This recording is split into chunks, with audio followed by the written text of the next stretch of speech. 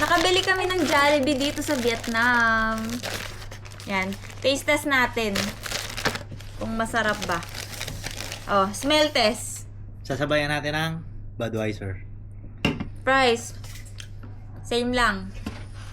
Shame. Malata. Kokonti. Yung lagyanan nila dito, yung parang dati sa atin, sa Pilipinas. Mga 90s hanggang 2000, mga ganon. Yan o, yung styro. Tapos magkasama sa loob. Cheers. Okay. Ikaw muna tumikim. Nung chicken. Wala silang gravy, guys. Wala. Ano ba to? Ano lang? Ketchup? Hot? Hindi. Ay, hot and sweet sauce. Yun lang. Meron sila. Open na din natin yan. Parehas lang. Yung chicken na same. So, ayan yung pagkakaiba. Sa atin, ketchup lang, tapos sa kanila hot and sweet sauce. Pero malaki lang yung chicken. Ala, ayaw mo ano. Paano? Ang late ng butas. Ayaw.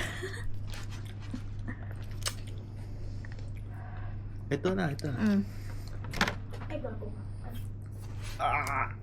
Ang chicken. Ayun, gara.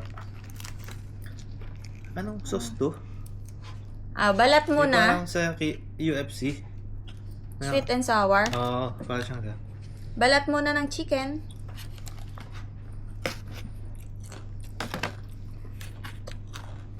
Parang same lang. Same lang. Same lang.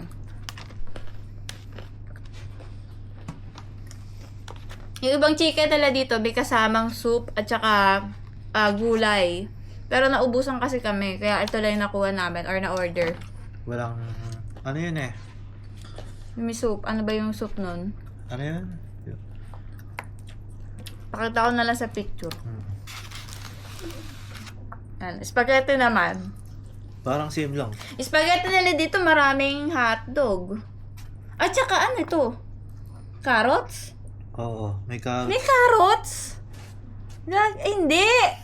Hotdog din! Hotdog din, pero madami.